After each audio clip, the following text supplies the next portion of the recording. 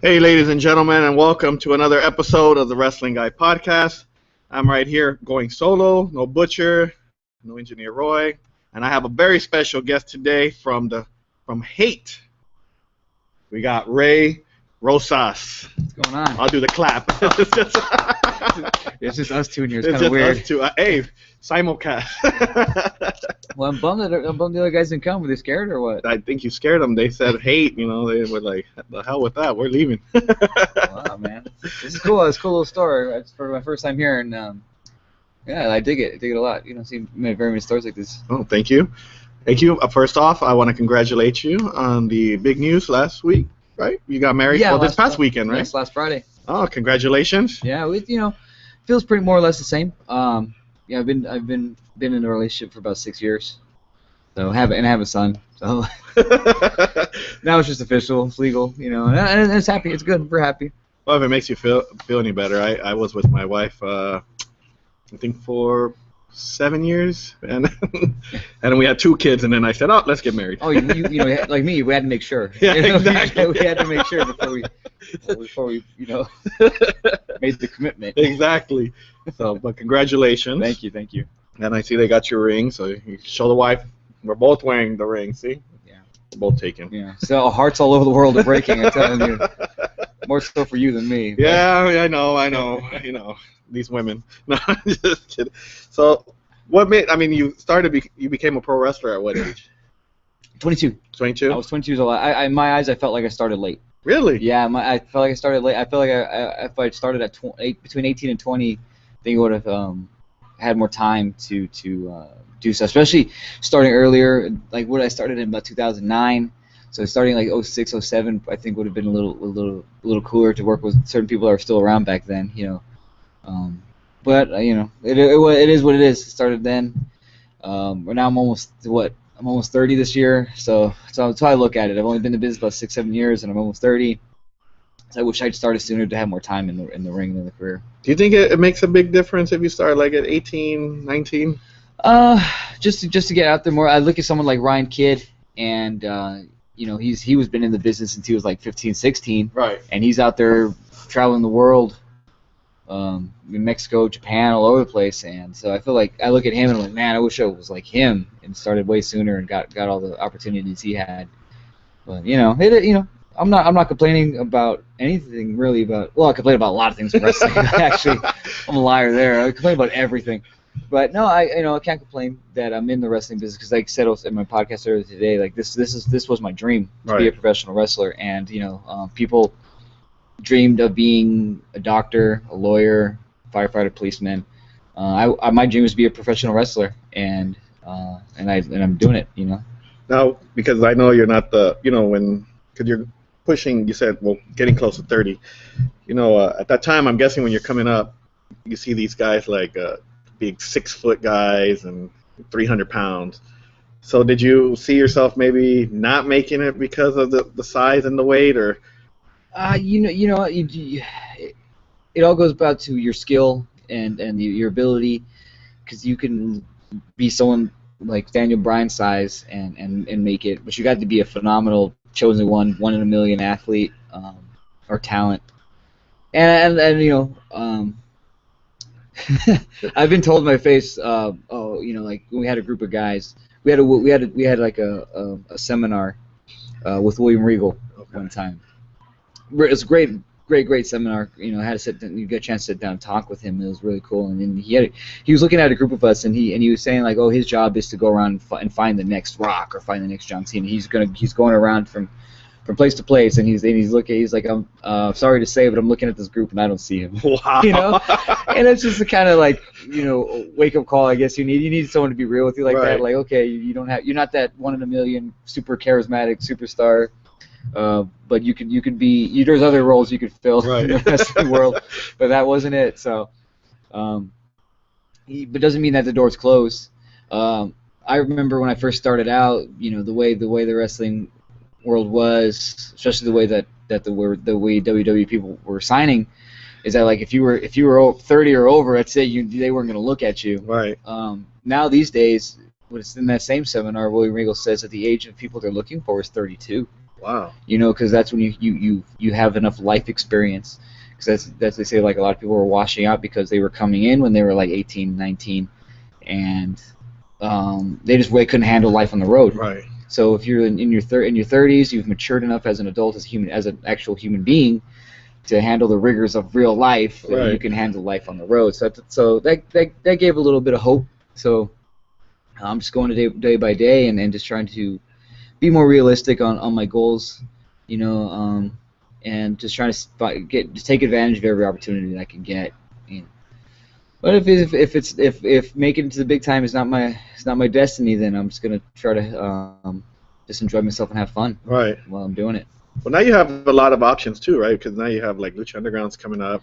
Yeah. WWE, of course. Mm. Is it? I know it's I say this. When you play baseball, 'cause I'm a baseball fan, your dream, no matter how much you hate the Yankees or you hate the Dodgers, your dream is to play for one of them. Yeah. So I'm guessing every wrestler's dream, even though they say, man, maybe not, is to be a WWE superstar or. Yeah, everybody wants to be WWE champion in the main event of WrestleMania, you know. And again, it's to take and it's not to say that it isn't possible for any particular person. It's the hard work. Right. Everybody's put in the effort and work hard to get there, because then it's possible. You know, the work, if you have really die-hard work ethic, you'll be fine. You know, 'cause people will notice. But yeah, but now that we have Lucha Underground out here, that's another opportunity. It's a very different and unique product. And I love it. I watch it and I have a great. And it's a way to present it as a TV show, Right. as opposed to actual traditional wrestling promotion. That makes it different. It's another avenue to make money as a wrestler, because that's, I read it somewhere and I can't remember exactly when, but I know there's three things you got to get when wrestling, or two out of the three things you should be getting. It's experience, exposure, or of course money. You're getting paid very well. And if you're not getting at least 2 out of 3, like Meatloaf says, 2 out of 3 ain't bad. Right. If you're not getting at least 2 out of 3, then the booking isn't worth it. Right. So I mean, with Lucha Underground here, I've done a little bit of stand-in work for them, so I'm on their radar. So just waiting for them to find or not that I'm waiting for it, but it's all about them. If me being the right type of person they need for a certain character or slot, so just playing the waiting game. Now at 22, you decide. Well, I'm sure before that you were deciding I want to be a wrestler. Yes. And when you tell your family at 22, right, I'm going to be a wrestler, and your friends, what was their reaction? Were they like, right, you're crazy? Well, the thing is, I'd been looking into becoming a wrestler when I was like 20. I started looking when I was 20. So looking into schools, looking into places. I almost signed up for All Pro Wrestling, in Hayward. Oh, okay. Yeah, I put a deposit down, and I was having Roland Alexander call me a couple nights, and he's trying to recruit me, and the thing was like, I was 20 and I was comfortable in my life the way it was, like my job, and I was living with my parents at the time, and so making that big of a jump over there to chase wrestling and pay that, I had to get a new job over there. It was too overwhelming for someone for like me at the time, so I didn't chase it. But my family was pretty much okay with it, because they knew I had been like backyard wrestling for so long, and watching wrestling and ordering wrestling pay-per-views. My family had kind of accepted, like, okay, I really like wrestling. So when I told them that I wanted to be a wrestler and that I found schools and was going to train as a wrestler, they weren't that surprised. My parents actually were very supportive. Right. So they would come to shows and pay for tickets. And I always appreciated that. I would like to, comp as many people as I can. Right. So on this level, you really can't. But when they come to pay, to buy a ticket to watch the show, and watch you wrestle, that's they really support you. So I've always really appreciated them coming. They came to a lot of shows. They come to watch me at the TV tapings. They come to watch me do death matches. They come watch me do crazy ladder matches. They watch me. I'm pretty sure I stress my mom out a lot when I'm in the ring. That's what I was gonna say. Your mom must have told you a couple times. Like, yeah. Oh man, are you sure you're in the right business? Oh, when I did the death match, she was so pissed off. Really? Yeah, she would. And I had a death match a couple Halloweens ago with Pinky Santino. And I'm always telling my mom and dad to, hey, if you can come to shows, come watch this match. I'm wrestling so and so, or I'm wrestling Scorpio Sky for the TV title at Hollywood to come to that match, or I'm gonna wrestle Drake Younger at IWL, come to that match. And they wouldn't, of course they can't make it because it's because of like scheduling or it's too far or they're busy. But the one match I tell them not to go to was this death match with Pinky. And what do? So they show up, of course. And we just killed each other. It was just almost like barbed wire bats, barbed wire boards, like 2 tables, and then I got powerbombed to the outside through a thumbtack table, like out of the ring. Pinky powerbombs me out of the ring, through a table on the outside. It's just covered in thumbtacks, and I just shred my back, and I'm just covered in blood. I have a huge gash in my back from a light tube. I got pieces of glass in my eye. And I'm sitting there, and my mom, like they had to let my mom to the back because she was so like upset with how the match was, how the match had progressed. And she's like, "Where's Pinky at? I'm gonna kick his ass." So she was gonna go yell at him and try to fight him. So she gets pretty upset sometimes with some of the stuff I do. Yeah. Who was your favorite wrestler? I mean, wrestler growing up? Growing up, I was a big Chris Jericho mark. Really? Yeah, I liked Jericho, I liked Eddie. I was like, of course, I was always gravitated to like the Stone Colds and the WWF, but like my favorite wrestlers were always the cruiserweights, which it sounds cliche now these days when you think about it. Yeah. The way they're like, oh, I love the cruiser. I loved Ray, and I loved Eddie, Jericho, Benoit. Shawn Michaels, of course, was always one of my favorites. But I was always a really big Chris Jericho mark. That I popped so hard when he debuted in WWF. Dang. And so those are like my main inspiration. Kurt Angle was always a really good, one of my favorites. Booker T, those workhorse guys, like they're in the mid card. I really like them. But and of course you find that everybody else has a similar favorite wrestlers, and you try to then you're like, okay, now I gotta change it to them. But yeah, I've always liked those smaller, because they're smaller guys. I was a small guy, and they had very entertaining matches. And I remember watching, and I'm like 11 or 12, and I don't understand like the psychology or the work rate or anything like that. But I just remember like, man, they're doing some really cool stuff. And Jericho, he was very entertaining, and Eddie back in WCW, and he was entertaining. And then we started LWO, and I'm like, man, I want an LWO shirt. Still to this day, I want an LWO shirt. I'm surprised they haven't actually released re-released it. Because I would love to have one. I saw somebody walk around with it last Saturday, the OWA show. Right. This cameraman named Cody, he was walking around with an LWO shirt, and I was like, dang it, how do I get this shirt? I was gonna ask him, can I have your shirt? But no, I really wanted an LWO shirt. But now that's where my main inspirations of guys. Those smaller guys like Jericho and Benoit, Eddie. So you were a big fan of WCW then when they were showcasing the cruiserweight. Yeah, I was probably more of a fan of WCW than I was of WWF. I liked, but then of course when everybody jumped over, I was really excited because now you see like. Fresh but for like familiar matchups, because like, all right, now we're gonna see Eddie Guerrero take on whoever WWF at the time. I can't even remember because I was more excited for watch Eddie wrestle. Right. But yeah, I guess I was more of a WCW guy. I even like WCW versus NWO Revenge. Really? Better than like WrestleMania 2000 or even No Mercy. Like I liked that game better. The one thing I never understood about WCW, which I watched on the network, was when they said. I guess NWO had that sold out. Oh yeah, pay-per-view, or it was just an all NWO pay-per-view. And Kevin Nash said something like, how is it we had an all NWO pay-per-view with NWO refs and we lost? And I remember I was watching the NWO DVD, and he was like, I like the idea like of them just kind of running their own show and having their arrest, but they shouldn't have lost. They shouldn't have lost any of their matches, right? Yeah. But, shouldn't they have all cheated? In my mind, they should have been changing the rules like in mid-match, right? Or their own referee should be just changing, like not counting and stuff. So, right. But I think like having a whole match, or a whole show of that, would have been overkill. That's what I was thinking just right now when you said WCW and NWO. I was like, hey, that's a good question. Like, now when you backyard wrestled, yes. What was your backyard wrestling name? I was I can't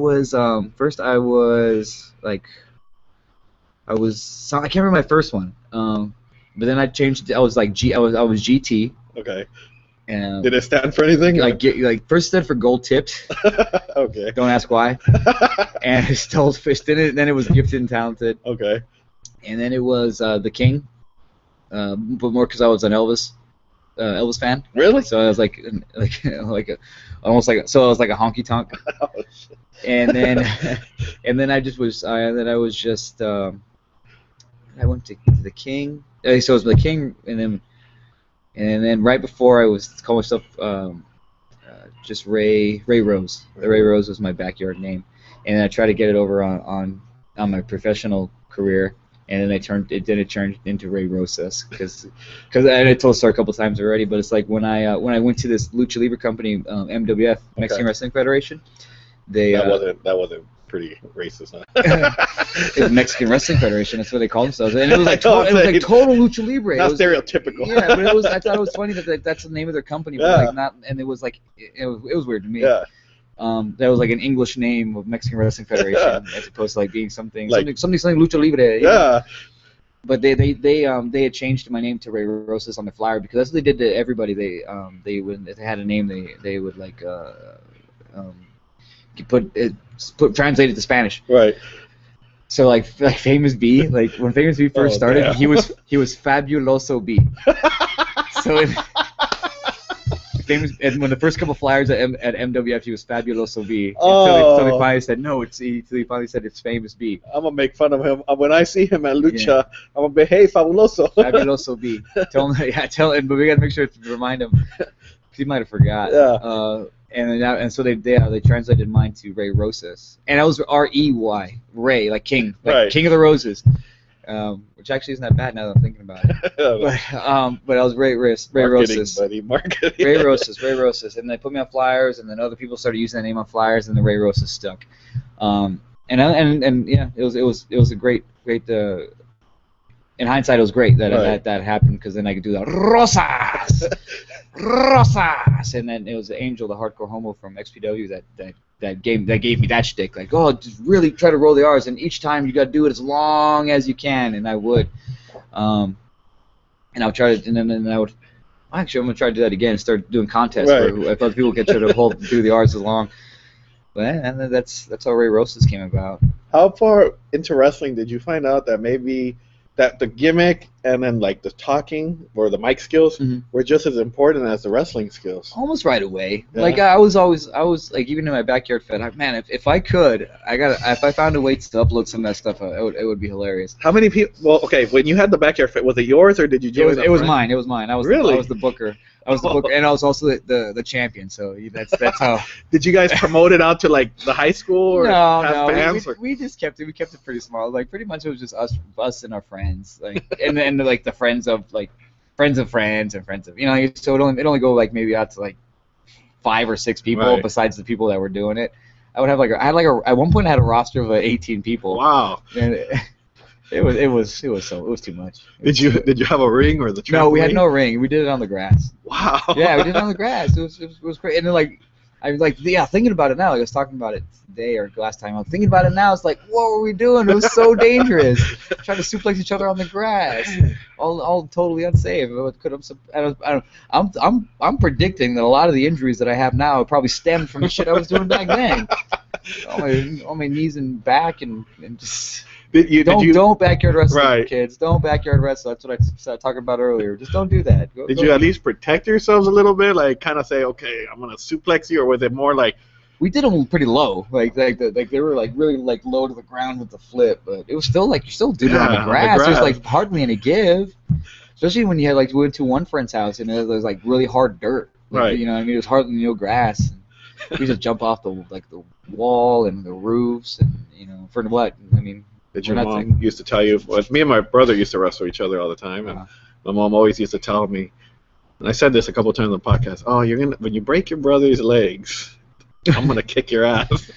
Did you ever hear that from anybody? Like your mom say? Because where we would wrestle would be at my grandma and grandpa's house. Oh, okay. And we do in their front yard, and one of the kids that wrestled with us was the neighbor next door. So we kind of had like the whole front yards because they were connected together. And my grandma used to tell me, she's like, Neil, don't hurt nobody. Don't get hurt, okay? And she would tell me all the time, she's like, be careful. And I was like, yeah, I got it. We'll be all right. And just trying to put her at ease. But, man, one time we busted open a kid hard way because we hit him with a ladder in the head, and he put up a cookie sheet. Like, we had a cookie sheet in his hands. we hit the we wrote one of the other guys was running a ladder into him, and it hit him in the face, and then he busted him open hard way, and we're like, oh shit, like, we're in trouble. So then we had to take him home. We had to take him home, and then he got stitches, and then he. What was the lie? I know there had to have been a lie. We told the truth. We told Wow. he told his mom like, oh, we were wrestling, and he got hurt, you know, because it wasn't like nobody, you know, like his mom knew where he was going to go fuck around with us. So he went, he wrestled, and he got hurt, and he came back, he had to go get stitches, and then he's like, my mom says I can't go over there and do that no more. And I'm like, I understand. But You guys were nice kids, because my friends probably would have been like, you pussy. Oh yeah. We like, oh well, like when I realized how much trouble we could have gotten into, like, 'cause my grandma's like, oh, I hope I hope his parents don't sue us, and I'm like, oh, she's right. Yeah, we were dumb high school kids, and then we were, like I said, I was doing it much older. I was doing it to like almost 20, 21, really? And that's when we started. All my friends like stopped doing it, and I was like, all right, let's start. I'm gonna learn how to be a professional wrestler. And then nobody else followed. You know, none of my friends came with me. They wanted to. They said they wanted to, but. Are there any of them still wrestling? Like at least doing? No, a lot of them aren't even fans anymore. I think I have like one friend still that comes to my shows and stuff like that. You know, but besides that, I lost contact with a lot of those guys, of course, because you know where I grew up and where we were doing this was Lancaster. You know, okay. It was this little town in you know up in the Antelope Valley. That's grown since then, but this is a little town and where everybody knows everybody and everybody's banged everybody, and you know. I needed to be in that town. No, you don't. No, you don't. So when I started wrestling, and then I moved down here in the LA area to be closer to bookings, to be closer to training. Transferred my job, so I changed like a lot of things. You know, like I shipped off to like if I was going to a university or something, you know, where people leave town. And I left, and everybody kind of just, you know, everybody went on with their lives, and this became my life, you know, it's wrestling. Yeah. Now, when was Santino's your first school that you attended? So how did you find Santino? Did you do the Google search? I Googled it, and I Googled wrestling schools all the time, and I was talking about it a couple of weeks ago. That I would like some of these lists were so old, you know, like or websites were just broken, you know, where you click it and nothing be there, or they haven't, you know, nothing updated since like 2002 or something. And then there was Slammers on there, and Slammers like went under so long ago. Right. And then there was, you know, of course, School of Hard Knocks, the Empire Wrestling Federation over in San Bernardino. But like that's too far. Yeah. Which turns out there actually was a student or a wrestler, Jeremy Yeager, who would go to that school but lived in Lancaster as well. So there was somebody doing it. I didn't know at the time, but carpool. Yeah, it would have. Yeah, if I'd known that. But I remember it was a little pricey because you'd pay for like camp. So so you paid for like for the beginner camp, and it'd be this long, and you have to pay this much money, and then when you graduated, you pay more money. And then you had to pay for the membership at the school that it was running at, or the gym that it was running at. So that's a little pricey. And then I found Santino Bros. And I'm like, oh, this looks fairly new. This looks updated, and they were really good at updating their stuff and keeping their stuff current, up with videos and content and all this other stuff. So I made a phone call. I was at work, and it was on a Friday, so I called and nobody picked up. And I called again, and nobody picked up. And I'm like, all right, I tried. Like that's it. Like, oh, I tried. And then they called back like right after, and I answered, and then I set up my orientation for the next day. And we drove. I took a friend with me because I was like, oh, come with me, dude, because we're gonna go to this wrestling school, sign up, and yada yada yada. He comes with me. His name is Woody, my friend Woody, and we go there and we're just looking at the ring and we're looking at the training and looking at all the dudes, and they put on a match for us, like for like a showcase. To it's like every orientation we did that. Where a new student came, we put on a match for them, or the students would put on a match. Right. Yeah, and I remember having my eyes were huge, like wide like pancakes. 'Cause I was like, this is so cool. There's a ring, there's wrestling. It's kind of close. It's in Norwalk. I'm like, all right, and I remember saying, all right, let's cut to the chase. How much is this going to cost? Right. And at the time, I think it was like $150 down, $150 a month. And I'm like, that's fine. All right, I'm signing up. All right. And I signed up, dropped some money down the next week, and then I started training the very next week. It was the last week of December in 2008. Wow. Yeah. especially around Christmas time. So you were really dedicated. Yeah, To... I wanted to do it, man. I just, like I said, I just got out of a relationship, so I was like in this like weird dark period, and this was the thing that helped me get out of that slump. Right. And it worked. I was just dedicated to my wrestling. So every Saturday we'd get up, me and my friend, we would get up at 6 in the morning, grab some Gatorades and some small breakfast, and we'd drive from Lancaster to Norwalk, which is about an hour and a half, 2 hour drive. Wow. We'd get there, we'd train. We would train and then go right back home. It wasn't until like after like a month or two that we just decided to stay and hang out with the rest of the crew and become like closer friends with them.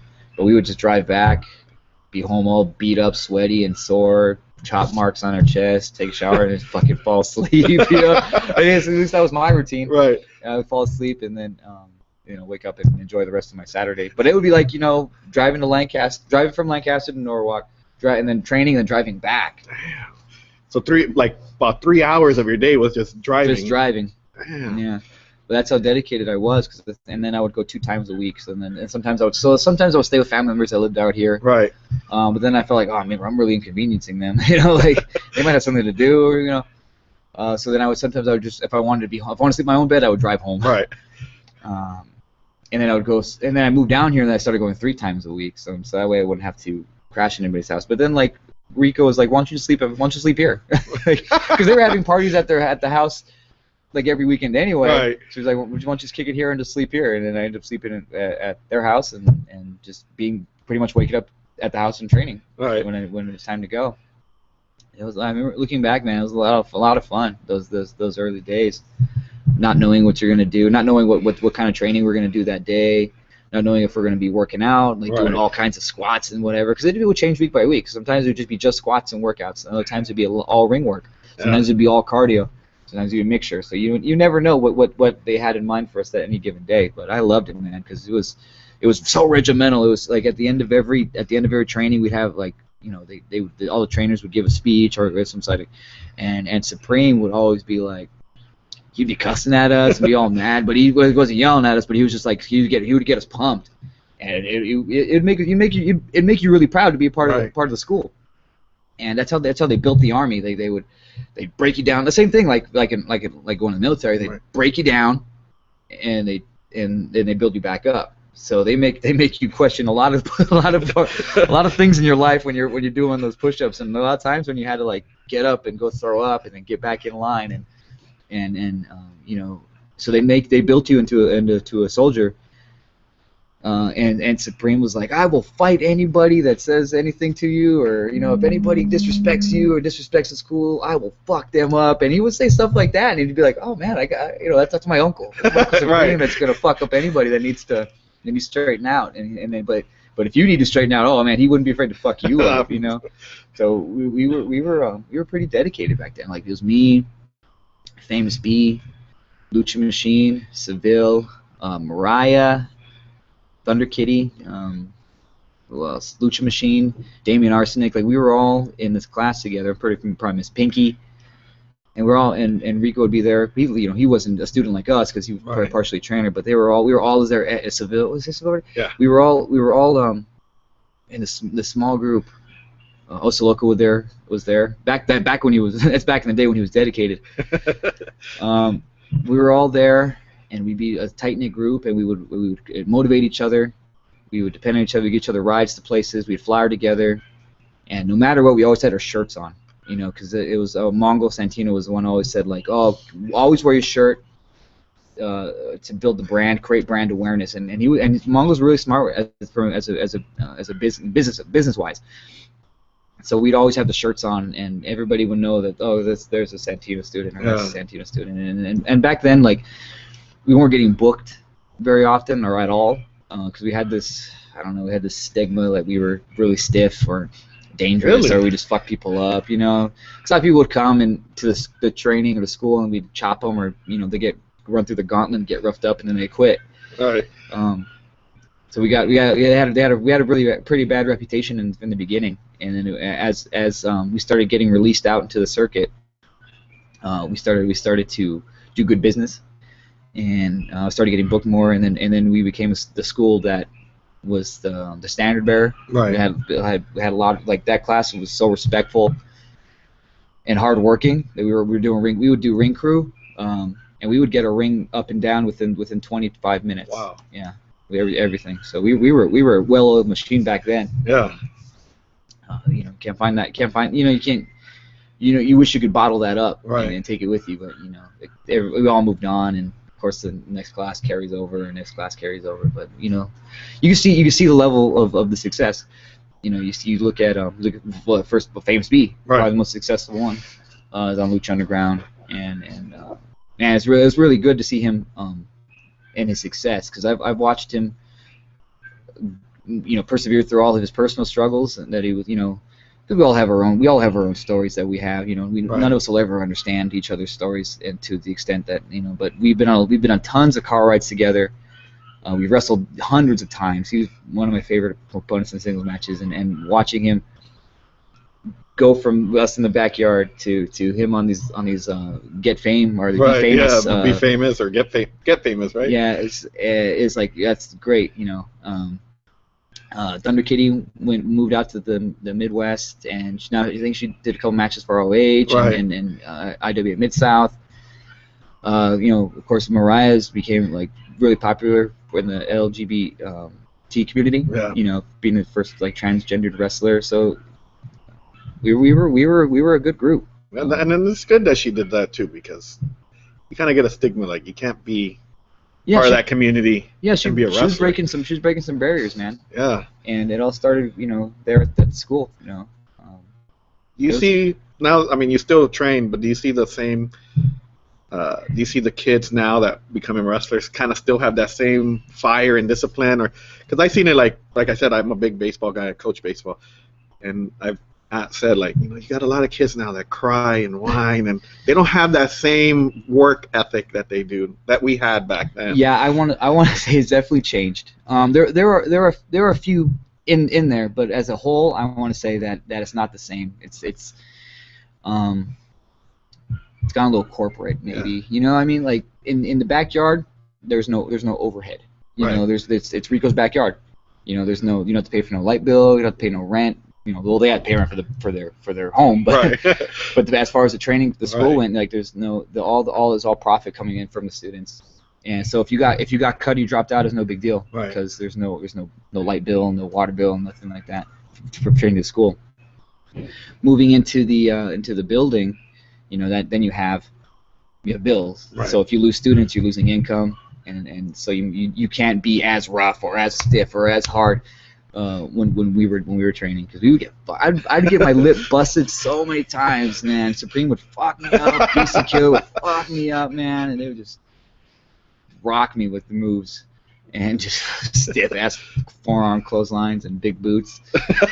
Angel managed to stretch the shit out of us. I was like, in the beginning, I was like, why am I paying to get my ass kicked every Right. week?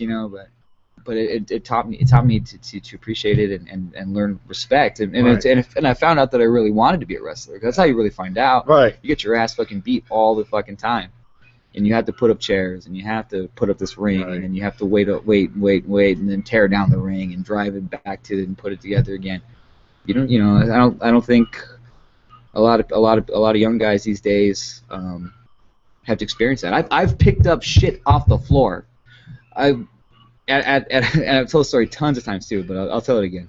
I'm sure people are just getting. I feel like I'm getting overexposed right now. I feel like I've been on so many podcasts lately that I don't feel like I'm telling the same stories. I feel like, oh, Ray's telling that story again. Let me just turn this down and fast forward.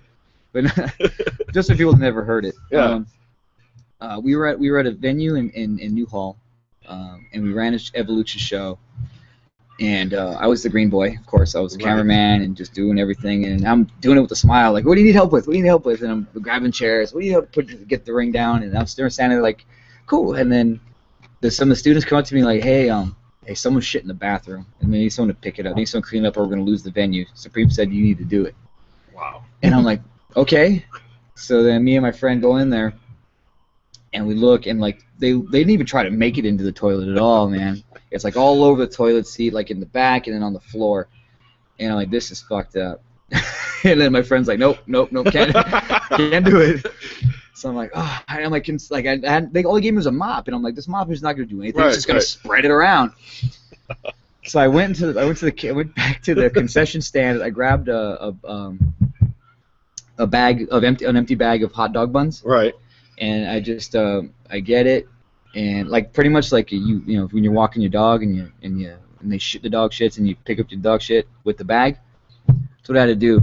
So here I am scooping up human feces, throwing it in the toilet, scooping it up off the floor, trying to clean it up as good as I can, but with my hand, Right. but with the bag over it, and just finally throwing the bag away and then mopping. And that's the kind of shit I had to do when I was a young boy trying to get into the business, man. And the thing is, it could have been way worse. You know what I mean? Like I remember Angel telling me, he's like, oh, the shit I had to do when I was a young boy was way. You guys have it way easier. He's telling me that I have it way easier, and they feel the same way. And I'm telling all these kids, it's just getting really, really easy. Right. Pretty soon in the future, all you gotta do is pay money, and then you get into the ring and you wrestle for the show. Actually, that's probably how it goes now. I don't know. Yeah, I'm pretty sure. Yeah, because that's what I hear from a lot of guys now too. That some of these guys are getting and it's not to shoot on anybody, but the opinion seems like the same opinion is that everybody's kind of getting in the ring a little earlier than they should because they're not nearly as trained as well as yourself or maybe as Famous B and all them. Yeah, I mean some people say like a good year of training before you get into the ring. It all depends on how fast you pick it up. Right. I when I had my very first match, which was a battle royal, when I had my very first match, I only had been trained for 4 months to do a battle royal, and it's just me to do something and they get thrown out. My first like real match was probably like 2 months later in June. Okay. And that means I only had like 6 months of training before I started working shows. So I think it all depends on how your level progresses. But I think the fact that I was a backyard wrestler kind of helped me pick up stuff quicker, because I'd watched wrestling and kind of did these moves, so I understood a little bit of what they were trying to teach. Like, oh, okay, I get it. Oh, I get that. Oh, yeah, I remember dropping my knee on my friend's forehead. The same. So it all depends on the progress of the person. Sometimes they need to be trained a lot longer before they finally get it. Because it's all a lot different than just knowing how to do moves. It's learning how to put a match together, learning how to work a crowd, learning how to sell. You can get a lot of mileage out of just selling a certain move, whether it's a chop or a clothesline or a kick to the gut. Not necessarily dead selling, but learning how to actively sell. That I think a lot of newer students aren't picking up. But it's just going in there, getting experience. You have to have bad matches to learn how to have good matches. I feel. Sometimes you walk into a show and you're like, yeah, this guy's.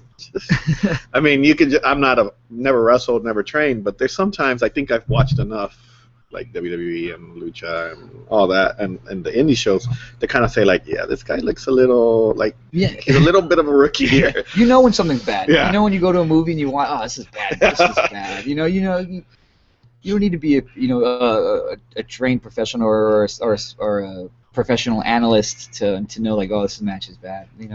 But you gotta appreciate them going out there and just having a shitty match, man, and learning from that experience. That's the most important thing. If you have a shitty match, you're gonna have thousands of bad matches. So learn why was it bad? Learn what was wrong with everything that was going on. Or what was the point in that match when you realized that this shit was bad. And then learn not to get to that point again. Right. You got to learn from your mistakes. A wise man will learn from a fool's mistakes. A fool learns from his mistake, but a wise man will learn from his fool's mistakes. Right. So if you see somebody else fucking up too, like, oh, fuck, I know not to do that. Right.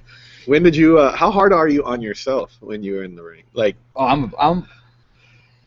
mean, depends on who I'm working with or what type of mindset I'm in. Like a lot of times, I'm kind of a perfectionist. You go back and watch the match and be like, oh yeah, I go back and watch a lot. That's why I don't watch a lot of my matches, and when I go back, but when I do, I'll pick it apart. But then there's times when I'm like, I don't give a fuck. It just depends on the show, I guess, or who I'm working. It's not like I'm disrespecting the show or who I'm working. It's more the line like, oh, I don't have to work that hard today because the crowd is easy, or the person I'm working, I know everything they do, But a lot of times it's like, oh, we fucked up that part, but we got him back with this, So it's like learning where I messed up and then learning where I fixed it or learning how to fix it the next time that happens. Now, I'm gonna ask you the fanny pack. I haven't seen it in a while. The fanny pack is And how did you come? Well, let me ask you this. Was this like? I know you didn't have it in backyard. no. And but I'm not surprised you had that gimmick because you said you did kind of like a Elvis. Mhm. So how did it come about, and whose idea was it? Well, it goes back to when I think I forgot exactly who gave it to him or if Rico bought it, but Rico bought a fanny pack.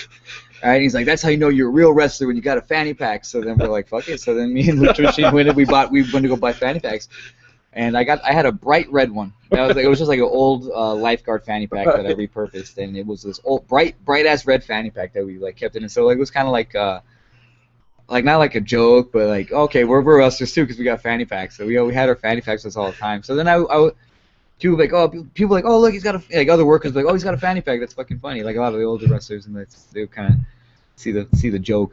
But it wasn't until it didn't make its official debut until Championship Wrestling Hollywood when we did a Solar Studio shooting. To Solar Studios? Yeah. Well, either way, that doesn't make sense. It doesn't matter. But me and Peter Avalon were working together to as heels to feuding with Ryan Taylor. Right. And at one point I had to make a save and save Peter, and then we were going to put Ryan Taylor through a table. Okay. So like, you know, I mean, I'm in my clothes and I have my fanny pack on because on show days I make sure to really have my fanny pack. Right. I have my fanny pack occasionally here and there. I don't wear it to work, but I'll wear it to like amusement parks and beach trips and road trips, and anytime we have a show day, I'll have my fanny pack. So I had it on that day, and I was like, oh, I'm not sure if I just didn't get dressed or if I was being lazy. So when I made the run and I just made it in my jeans, I just took off my shirt and left my fanny pack on. So I slid in, and then we beat him up with the fanny pack. I beat him up and I have it on, and then we put him through the table. And later on the taping, we're taping a second episode, which was supposed to be the following week. I was going to be at ringside, but I had to be handcuffed to Terex. Right. So that was the gimmick. They had the match, but I can't interfere because I'm handcuffed to Terex. And we had to think of a way for me to get away from him. And so he had the key in his pocket, and we were just, you know what I mean? Like, it's just all about just us going over backstage with the producers, the road agents. And we're trying to think, okay, maybe like what if I throw powder in his face, you know, like the old school powder in his face, and like, oh, you can pull it, you know. And I forgot whose idea it was. I'll just claim it. I'll say it was mine. He's like, oh, it would be funny to pull it out of the fanny pack and throw the powder into his face. So then that's how that came out. So I pulled the powder out of the fanny pack, throw it in his face, unhandcuffed myself, and that's where the fanny pack was like, oh man, and people were chanting, fanny pack, and like, oh, we're onto something. Right. And so that was essentially like me actually getting a character, because I was just kind of like wrestler B or heel, or you know, cocky chicken shit heel number 5, you know, Chris Jericho wannabe. So that's what finally gave me a different edge, a different character. So then now the recurring theme was like I would have different items in the fanny pack and nobody would ever know. I think one time after won a match, I took rose petals out of it and I was throwing rose petals out of it around. Another time I had like a piece of a brick in it, so when I hit somebody with it, it was like I hit him with a brick. And then so I always had that old classic red one, and then I got a sequined red one, and then I got different colored ones, and then I got a bunch of different other things. So sometimes it'd be filled with thumbtacks, and I rode with it. So that's what I became popular for was the fanny pack, and that's what was my gimmick. That was my character. The reason I found out was because I have a friend, Captain Marvelous. Yeah. And we went to a show right there at the Pinata Dome. Mm-hmm. And this was my first ever show because I had just opened a store, and fortunately Los Luchas are friends with him, and he said, hey, we can come on down, we'll get you and your friend a table. So I went in and I go, hey, I've never really been to a indie show or a Lucha Libre show. And he's like, oh, okay, I'll tell you who everybody is. And I think you were like the second match on that night, and he goes, oh, I love this guy. And I'm like, why? He goes, just watch him, he's going to come up with the fanny pack. And when I saw it, I was like, oh, this guy's funny. I go, he's good. I go, I like that gimmick. And I never knew until I saw you, actually, that gimmick existed in the shows like that. You know, when you've only watched WWE, WCW, you just figure, oh, it's Yeah. it's a big boy thing, or what they call it, the big boys play or whatever. You don't think like, oh, it's on the indie shows and stuff. So I was kind of like, wow, And Yeah. you play. I think even they started a little Marco Antonio Solis chant. Yeah, oh yeah, they call me El Buki all the time, El man. Buki. I don't even look like him. I wish I did. He's a handsome guy. Oh. But now I hear the Jesus chant. Yeah, I get Jesus too. I don't even look like Jesus. If you put a picture of me next to Jesus, it don't look nothing alike. Well, at least the picture that people have depicted of Jesus, I probably look like the actual Jesus. But no, the fanny pack was just, like I said, it was something. Every time I go into, no matter how far my gimmick has evolved, because I've kind of moved past the fanny pack now. No matter how far my gimmick has evolved, whenever I go bust into a new town or a new promotion, I dust it off and I start back with that, because it's just an instant eye grabber, whether it's going to get the heat or a pop or it's going to get some sort of reaction. So it's always funny to see a guy humping air with a fanny pack popping up and down. How hard is it when you do, like, for example, if you go from California or LA, that area where you're already known, and then let's say you have to do a show like in Arizona, and maybe it's your first time. How do you get yourself over with the fans, either as a heel or a face, and how hard is it to be that heel or face? Well, you got to again, like, stick to your gimmick. Like, so I'll bust the fanny pack out, wherever how I've evolved it in over here. Right. You got to start fresh. So you actually should start every show fresh, like these fans have never seen you before. So I remember when I was trained, when I was taught, you got to establish whether you're a heel or babyface either walking to the ring or before you even lock up. You should establish that you're either the good guy or the bad guy within those few precious seconds before the match actually starts. So it's all in the look. I feel like all your money is made here in the face, right, with your facial expressions. So if you're like, you're excited to be there, fan, and you're looking, and you always gotta look at the fans. I feel. I mean, but what do I know? I'm fucking nobody. But it's like you always gotta be looking at the fans in the face. Like you gotta, like, yeah, all right. Because if you look at a fan and you're like happy to be there, they're probably, it's just infectious. People are just drawn right, to do that. If you look at a face and you scowl at, you look at people in the face and you just scowl at them, then they're gonna kind of like, react in kind. Right. So that's just all about. It's weird how us professional wrestlers have to be like amateur psychologists. Yeah. And be able to like read and judge a crowd or get them to react a certain way we want them. Like we're manipulating people's emotions. It's weird when you think about it that way. Yeah. Like we have to. Oh, these fans aren't reacting. We got to get them pumped up again. Or hey, let's slow it down. We're gonna make them want this. Right. It's weird how when you break it down that way. It's like you have to be to be like an amateur psychologist and to mess with their emotions and manipulate them. You need to manipulate. Even when you're cutting a promo. Yeah. But when you're backyard wrestling and then you do go to that, because I know there's a big difference. Like, how shocked were you? Like, damn, there's a lot of psychology, more than you expected. Oh, there's nothing that can prepare you for that. You can listen to all the podcasts and seminars and stuff in the world as a fan. Right. But it's not until you like step in the ring and actually apply what they're saying. It took me forever. It took me forever to figure out what less is more means. Yeah. Well, you know what? Less is more. And I'm like, what the hell does that even mean? Like, what do you mean when you say that? But it took me like working the loop and going out to Albuquerque to learn what less is more actually meant. I can go over there, Albuquerque, and I love working there because the fans they're great over there. I can do 3 moves. I can do 3 moves and get the same reaction I can over here doing a head drop or a 450 or whatever. You know what I mean? Like, I can do 3 moves and one of them's a back elbow. It's like less is more because it's just me being a douchebag character and just talking and just constantly making eye contact with fans and just telling them they suck, making faces. It's just.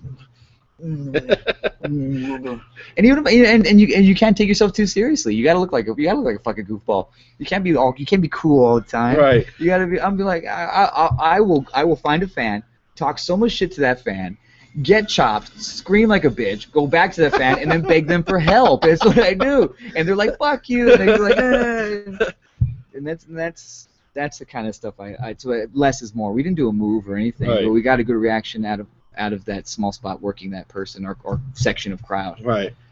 And then here in LA, is it different too in different states, like the crowd reactions? Because I know they say, or well, like you said, the move sets, like, is it different than working in an LA crowd? Is every crowd different? Every crowd is different. You got every show is different. You go to EWF, the Empire Wrestling Federation, and the way you work a crowd there is going to be way different than when you would work like UIPW. Really? You know what I mean? Or it's going to be way different than you can be working this Saturday at UEW. Right. You know, the shows are different. Lucha Libre is kind of similar. You know, across the board, wherever company you go. They have their own. That Lucha Libre has its own psychology. People say it has no psychology. It does have psychology. It's just foreign to us. Right. You know, if you go to a foreign country, you're not going to understand everything, and you're not going to understand certain customs that other cultures have. So, you know, don't belittle it because you don't understand it. Right. Especially Lucha Libre. People are like, fucking, it's Lucha.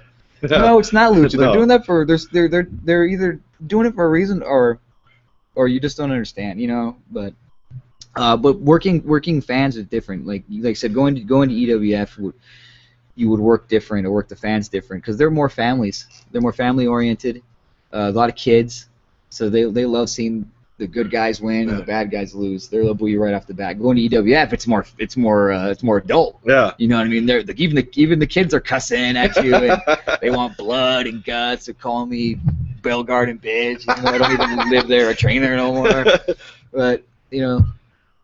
You got to go in the mindset that you know not all fans, not all crowds are the same. They can be worked. You just got to figure out how. Right. You know, and I'm pretty confident that I can get some sort of reaction from fans. Well, you worked. I'm gonna get to this now because I'm sure people have been waiting.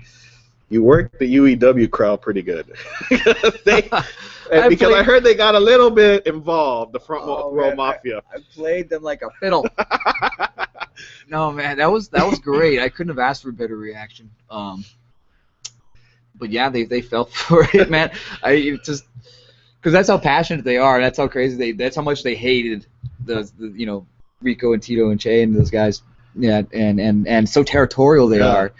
You know, it's just mine. They're so territorial and like this is my wrestling company and nobody can like what I like and nobody, if you like something, if you like it, you're not cool. You can't like, you know what I mean? It's so like, we're trying to be an island unto themselves, and you can't survive that way. Yeah. You can't survive that way.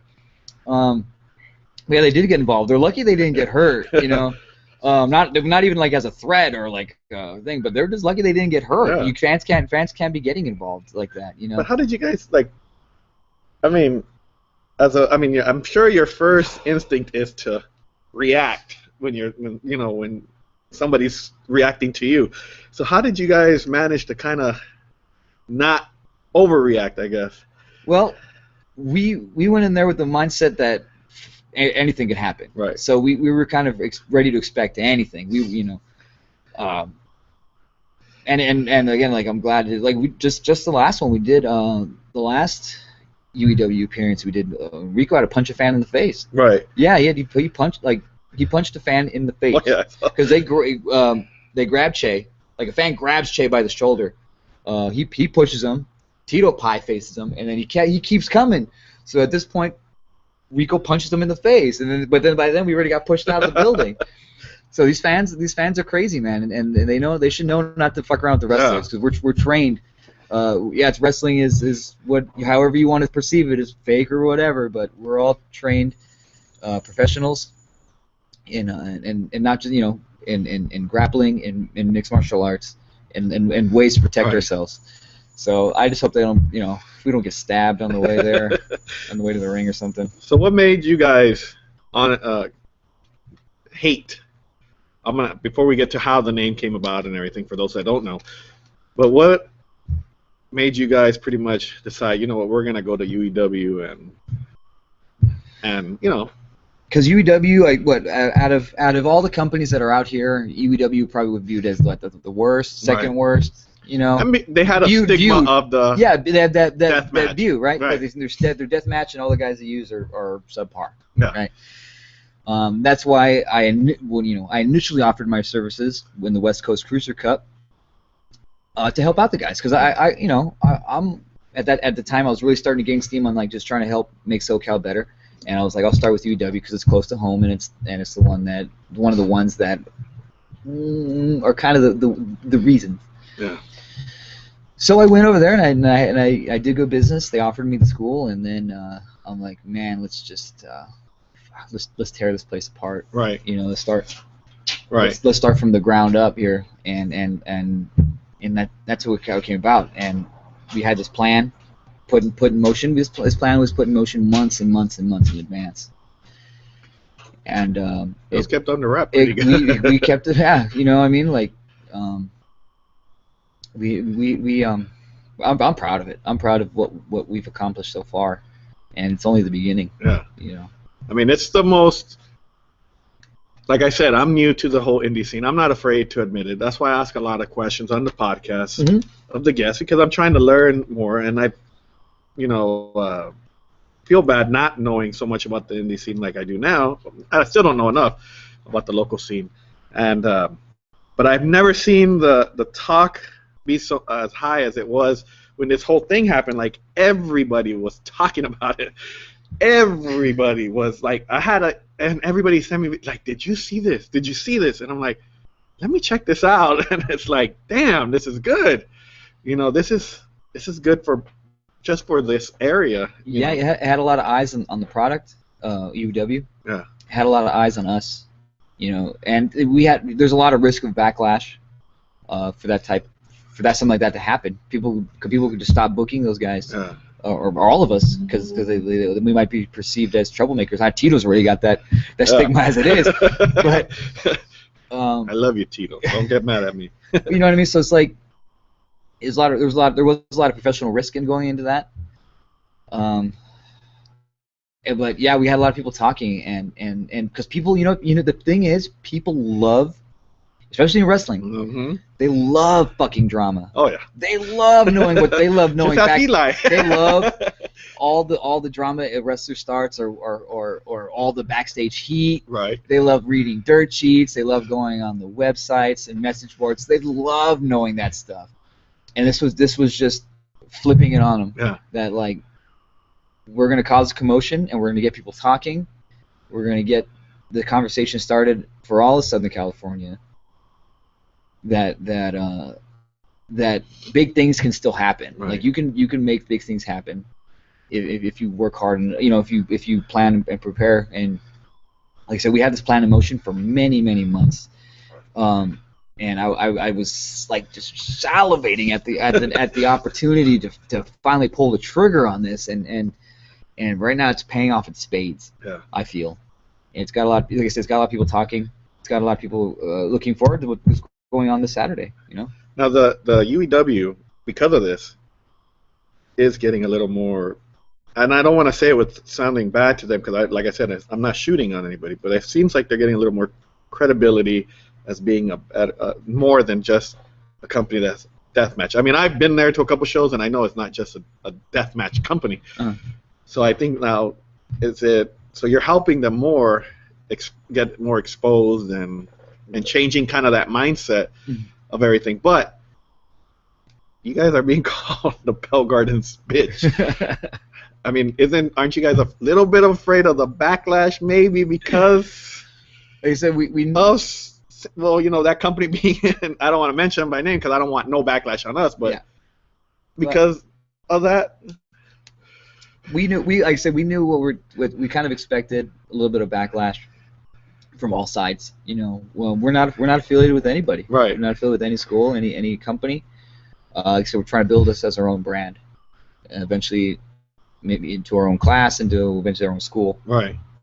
But we'll see how that goes. That's long-term planning in the future. But yeah, we you can't have a reward without a risk. Right.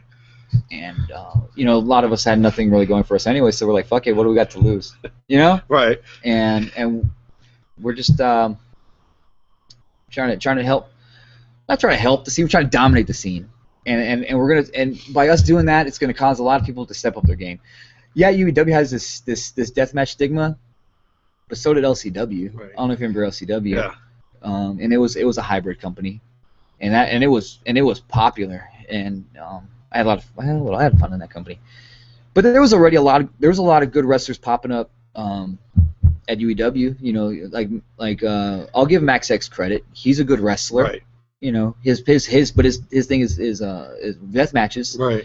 DeMarco Rocket Boy Wilson. He's getting better. He's becoming a better wrestler. Yeah. When I first met him, he couldn't run the ropes. Yeah. You know, I remember watching him. He could do all like a cool rope flip, but he couldn't run the ropes. You know, and I remember like really. But I'm now watching him and training with him up until recently. His ring work had got a lot better.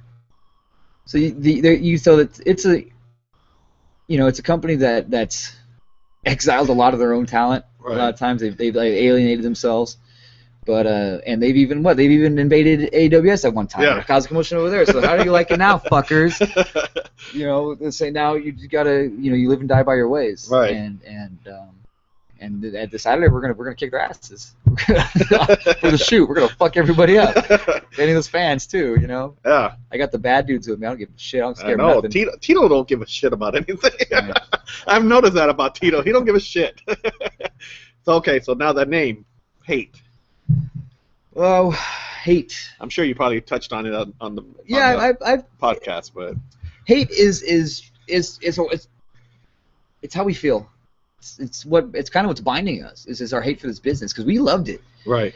And we feel like it took everything from the business. It took all the fun, sucked all the fun out of how we perceived it. Like we're not having fun at wrestling. So like I was getting ready to stop wrestling. I would stop taking certain bookings, and Really? I was quitting other shows, and because I just wasn't happy with wrestling. I wasn't happy with, you know, everything else was going fine. My personal life, work, family, everything was going great, but wrestling was the only thing that was just like everything was going great in other parts of my life, but wrestling was so bad for me, at least in my own mind, that I was just dragging everything else down and making the rest of my life miserable. Same thing for the other guys. Right. You know, we were just talking we would talk about all these stuff that's wrong with the business together, screen capping and sending to each other and making jokes, and so beware. Make sure you be careful what you put on Facebook because we will screen cap it and make fun of you, right? Damn, let me go through my Facebook today.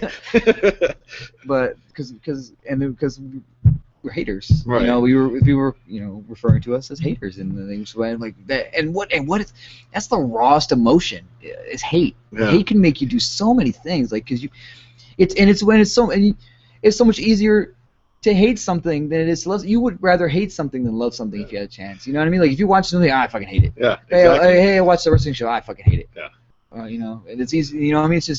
It's such a raw emotion, and that speaks to so many different people. Just brings so much out of certain people. That's where it came up with. It's just that's all we were left with for a long time, and it was just hate. We hated wrestling. We hated everybody else in the business. Whether these wrongs or these all the stuff that was wrong with the business or was wronged on us right. was imagined or not, like we just hated the wrestling business, and I like the fact that it was kind of was like if you were I'm watching on New Japan, and they just have like one word stables, like chaos or you know, like chaos is with like Nakamura and Okada, right? And, you know, right. they don't run together, but they're in a group together. So I looked at it like that, like that's hate, all caps. This group of guys who have fantastic matches together.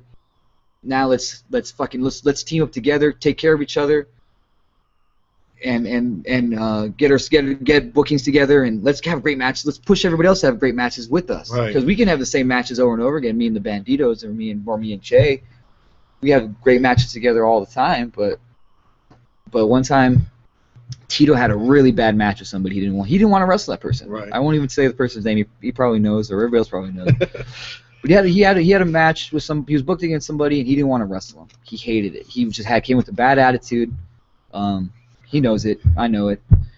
And he worked the match, and he came back pissed. He's like, I hated it. Hated the whole fucking match from beginning to end. And so when he was that was it. That was almost the turning point. That was almost like, oh, I'm done. He was done fucking wrestling. So we talked about it later on in Rico's backyard, and I'm like, dude, how much fun? Like, why can't we have fun anymore, man? Like, why is it always like this? Like, we're just letting people control how we feel about the thing we love, the thing we worked so hard to do. You know, we love entertaining the fans, but there's a lot of stuff that comes with it that fans don't even know about. Right. But they love knowing about it, you know. Exactly. But Or they think they know they about it. think they know. They think they be known, but they don't. But and I'm like, man, let's just. Well, I don't know why we just don't get to, like, you know. That's when that brainstorm session came. It was like, man, if we were like the Bullet Club or like NWA or NWO, where we're all kind of having fun and, Right. and just two sweeting each other or something or whatever hand gesture we may come up with, or not. Like what if like I was out there managing you and we're just joking around and you would have had way more fun. He's like, yeah, you're right, and that's kind of how it sounded. Like, why don't we just form the group? And we tried pitching this angle, and it just got put in the back burner, and so we just decided to take it upon ourselves to get the ball rolling, because like I said, you can't wait for change. You got to make it happen. Yeah. It's amazing that there's so much. It seems like there's a lot of politics, even in the small organizations to like the biggest organization, and it seems everything. It's weird that you can get tired and hating the politics and the business after a while. You got a lot of personal feelings. You got a lot of emotions invested in your career. So when you get dicked around, you know, you can't say it's just business. You Right. oh, it's just business. You can't say that, because there's a lot of personal feelings invested. You spend hours in agonizing pain, Right. training and working out to get a chance to compete, you know. And so you can't say it's personal. So you can't say it's not personal, because Right. it is. It's if you don't like a person and you know, and you don't want to work with them, or you don't want to lose to them, or you don't want to be in the same company with them. Yeah. It's, you know, it depends on how much power you have, and you can control that fact. Right. You know what I mean? But if everybody just got along and worked hard together, the scene would thrive. Or maybe I'm wrong. Maybe they need to have a split divide where people are but now they're competing against each Right. other. It's, you know, like, oh, fuck that company. Yeah. Let's have good matches over here. So Yeah.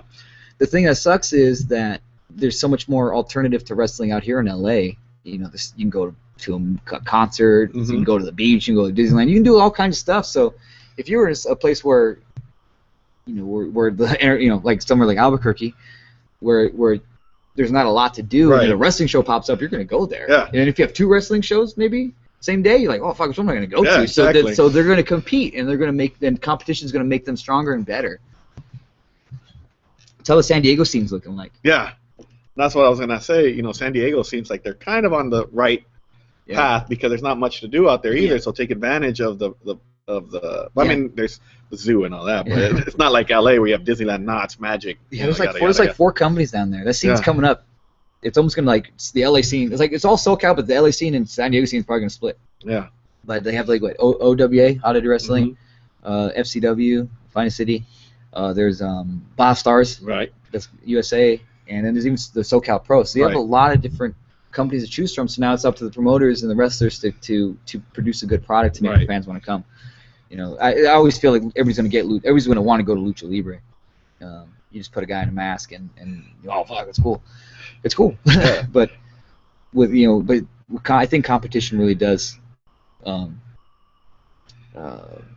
make it better. But if you're causing workers to choose one or the other Right. without a contract, I always thought that was dumb. Like, you know what I mean? Like, you're not to think like people are gonna get contracts, but like you can't say that, oh, if you're gonna work this company, you can't work that company, and vice versa. Thank you. You know, that was one of my arguments a couple of podcasts ago was what gives, and I'm going to get a lot of shit about this again, but what gives a promoter a right to say, hey, buddy, if you go work for so-and-so, can't work for me anymore. Right. I was in the opinion of, if I'm paying you X amount of dollars, and this guy's going to offer you $10 extra or $20 extra, why wouldn't you take that? Yeah. And if I don't want you to work for them, then why don't I up my amount to say, okay, this guy's offering you 100, I'll give you 150. Right. If I really wanted to keep you, but why am I going to tell you no? You know what? There's two, I guess not necessarily two sides, but I guess I can understand, like, hey, we're doing something special with you over here, so it would behoove you not to go over there and water yourself down. I guess that Right. could be an excuse. or if we're doing the storyline with you and you going over there messes up what Yeah. we're doing over here. So again, that could be an argument, but saying like just because you don't want that person working for a rival promotion in the local area, I don't understand. Yeah, But wrestling's wrestling, man. yeah. I mean, I believe in loyalty. I get it, but at the same time, like I made that comment of, you're not paying these guys WWE Money, Underground yeah. money, you know. Yeah, So you're not under contract to not compete anywhere else. you know? right. You know, if a guy's making, I mean, I don't want to put it out there, but if a guy's making $100 and you can make 150, you might as well go take the 150, yeah. especially for all the bumps. But one thing I do like that you guys are doing with UEW is, which I think's always missed in some of the companies, there's a storyline. Right. And I think that's attracts people to come see it. I don't know. I might be wrong. No, I mean there's storylines. I think people just aren't if you don't follow that certain product, Right. You won't know. Like there's the Man in Black at EWF. There's that group. I can't even remember the name of it right now. It's just escaping me at So Cal Pro. Fudge. It's gonna kill me because I don't remember. But they all have their own storylines. Every company kind of does. But the thing about this one is that they really put it out in the forefront from the get-go. Right. It's kind of easy to follow. These 4 fucking dudes walk into a company and they fuck shit up. Yeah. And now this company is trying to get them out. And they ain't gonna get us out, motherfuckers. I've been cussing this whole podcast. Is that That's all right. All right. I'm making sure. Make sure this is PG-13 or rated R. Rated R. Rated R. That's Tito. he let the front row mafia have it. The front row mafia, people are like, other fans don't like the front row mafia, Right. and that's another thing that kind of gravitating people towards this storyline, is because it's the wrestlers themselves are in this match, and we beat up DeMarco and we beat up Max, so they're going to come for the revenge. Yeah. Tornado, we got beef. Sean Heads is kind of just defending the company, Right. But a lot of us have been just the front row mafia. We've been trolling the fans, so they're the ones that are the passion. So those are the ones that are going to come watch us, beat up their boys. And so, but other fans know how they are. That they like I said, they keep their territorial and keep their product to them. I like what so like someone like Deshaun Toussaint doesn't like going to UEW because he doesn't like those fans. I think you got Ed, right? Yeah, Ed Alexander. I mean, is it bad that I know the fans' names? Like, well, they're cool. They're cool. everywhere. Yeah. So. I like them.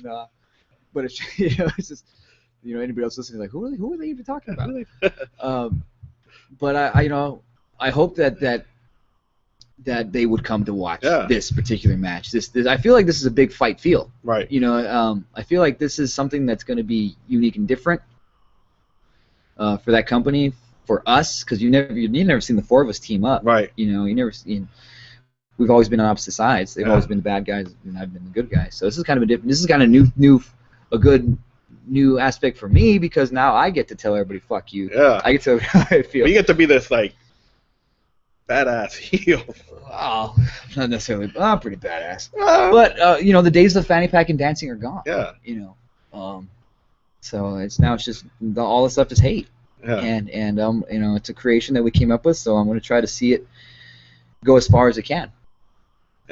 And you're trained. Well, before I get to the training, but so there's the PP Ray, because I know people are going to say, "Oh, you didn't touch on PP Ray." So. But I was trying. But so this is all different from when you were with PP Ray. Yeah, it's completely different. It's a completely different brand. The PP Ray brand. Because you got to think of everything as Ray Rosas is not just. I'm not Ray Rosas. It's the Ray Rosas brand, the character. Same thing with PP Ray, the PP Ray brand, because we act slightly different when we're teaming together. The way Peter is portrayed now, especially on the tapings, like he's different than he was when he was taping. Yeah, like last Saturday was our first tag match since November. Yeah, I was gonna say it's been a while. November 7th was the last time we tagged up together. Damn. And so we've always he had to do something, he had to pull out of his shows, and I had to pull out of other shows. So it was like it took us a second to get back into the groove, and I don't know what's gonna happen. I really don't know what's gonna happen to the team, because we're just doing all the singles things. We might could be a DX kind of thing. I mean, where you kind of reunite for big things and maybe.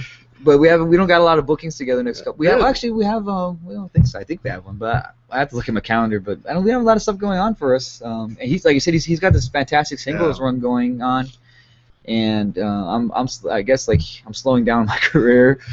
But now you're having fun though, right? You're back to having fun. I'm having a blast, man. I'm having a blast, just fucking with these fans. Just being more real, you know, and doing this whole So Cal thing, trying to save So Cal. Yeah. I'm not going to, but just stepping up and taking accountability for the scene and be like, come on guys, we gotta, all of us together gotta step up our game here. Right. Because when's the last time any major superstar has come out of SoCal in the last 10, 15 years? You know what I mean? Like I said, there's no the days of Samoa Joe, Christopher Daniels, Frank Kazarian, Bryan Danielson. They're all gone. Yeah. Those guys are probably getting ready to retire. They're all either in WWE or ROH-TNA. Right. But since then, nobody really has Ricardo Rodriguez. Yeah. And he was not to knock him, but he was signed on as a personality, not as a wrestler.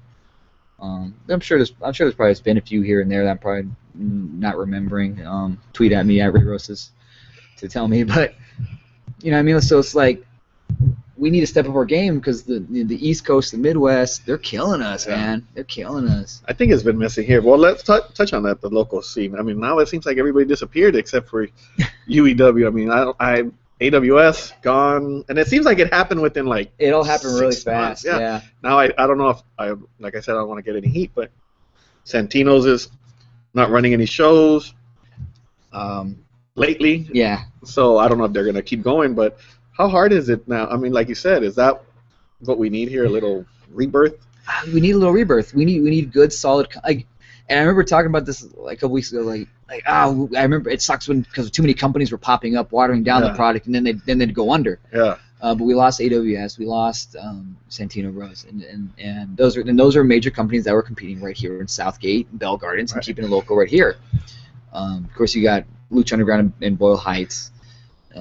Championship Wrestling in Hollywood, all pretty much in Oxnard. Right. EWF takes care of the Covina Inland Empire area. Orange County Championship Wrestling popped up like last year or so. It's taking care of just the Orange County. So there's kind of a void right here in the center in the LA area, and it's a perfect opportunity for someone to step up and take it in. But again, would it be another case of someone just starting a promotion and upstart promotion and then it goes under again? Oh, there's PCW. They're starting to come up. Yeah, they got a pretty solid roster of guys. And so. But it doesn't seem like a lot of the local guys like yourself. Right. But it's their company and how they want to book it. You book who you want to book. You don't have to book local guys because they're local. Right. If they're not good, they're not good. Right. And like I said, we're not. Sometimes we're not the best. We're not the.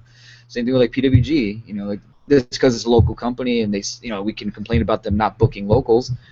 If we're not good, we're not good. Yeah. It's their company, so they can book whoever they like. Right. If I start a company, I'm going to book whoever I want to book. I'm going to book who I want to portray my product and represent my brand. I don't want to do that. That's too much responsibility.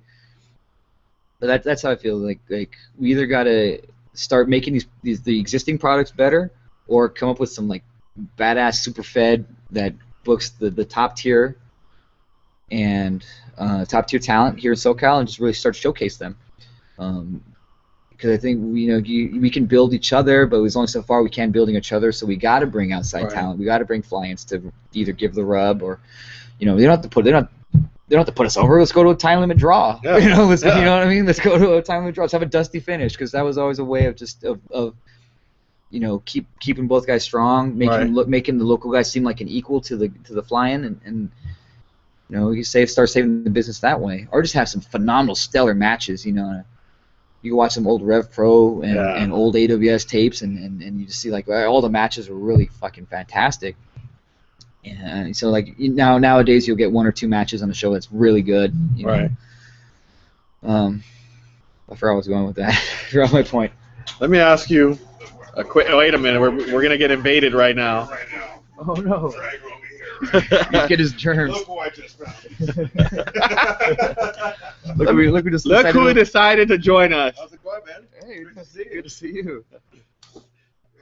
Let me ask you. I know we've gone a little long. Just starting, right? Yeah, we just started.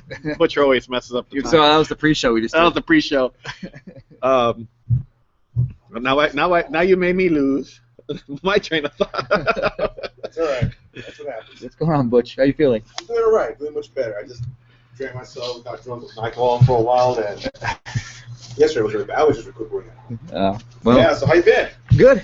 Yeah. I was listening to the whole thing. Oh yeah. I was listening to the whole thing, Lancaster backyard, and I was like, I wanted to be here on time for it, but I just want to stay in bed for a while. Oh, superstar Butch here.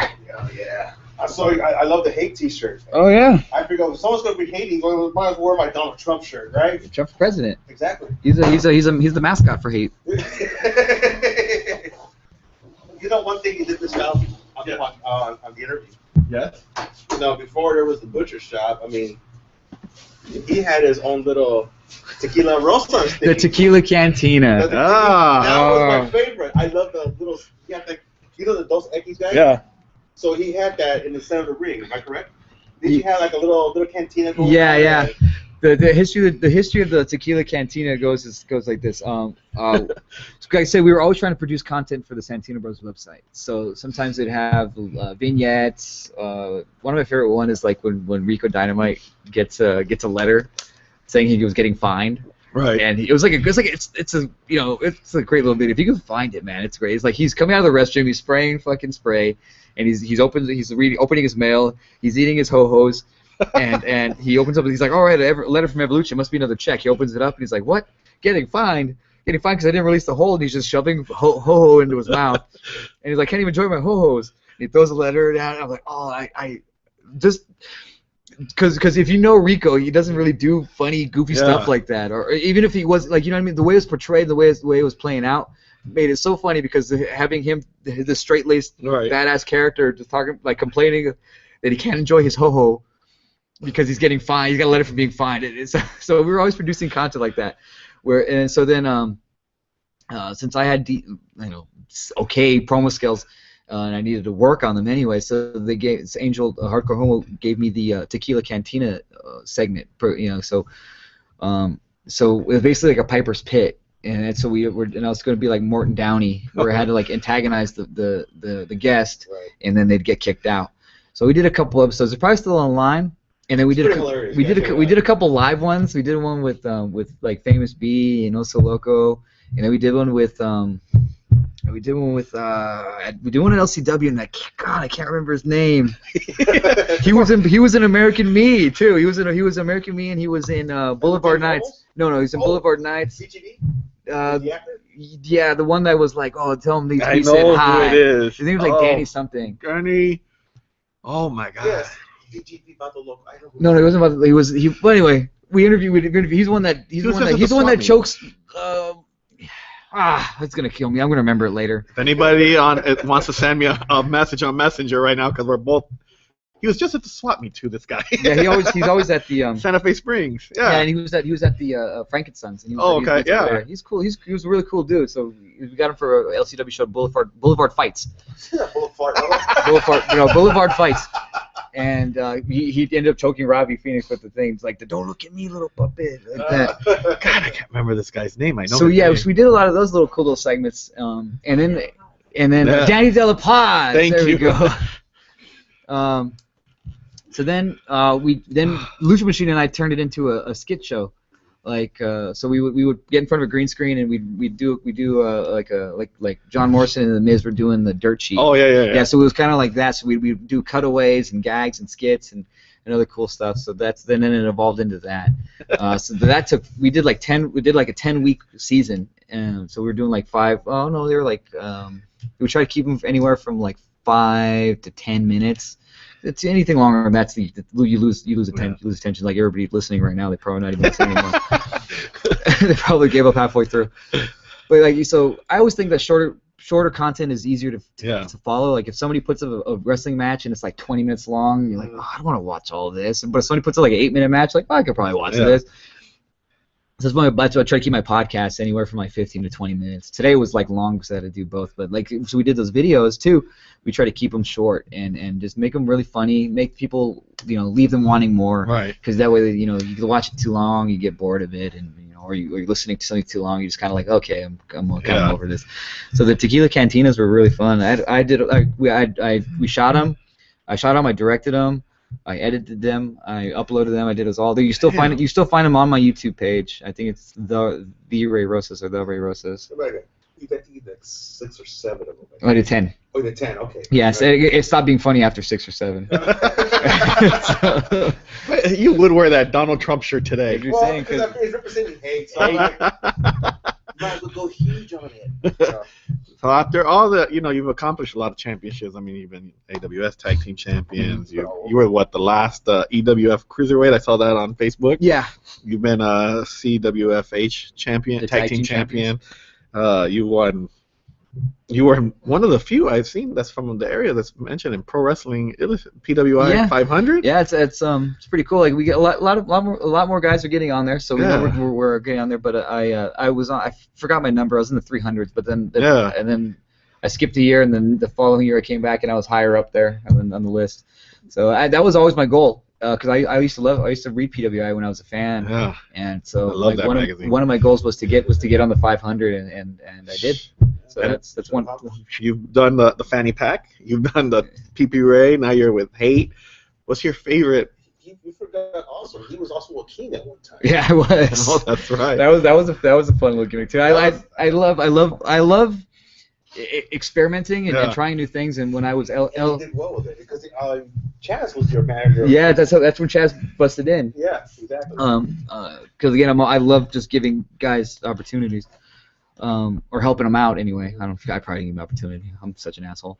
Mr. Touch of Success. Mr. Give him the rub here.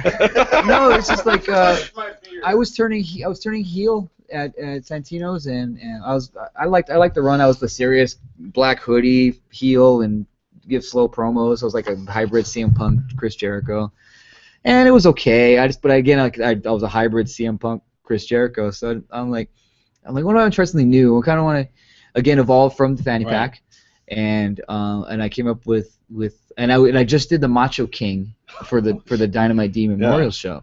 So I did the Macho King. So I had the crown and the scepter and all the other stuff already. So I was like, what if when I win the title, if and when I win the title, I become king. I become king of the Santino Kingdom, and I was El Ray Rosas. Oh shit!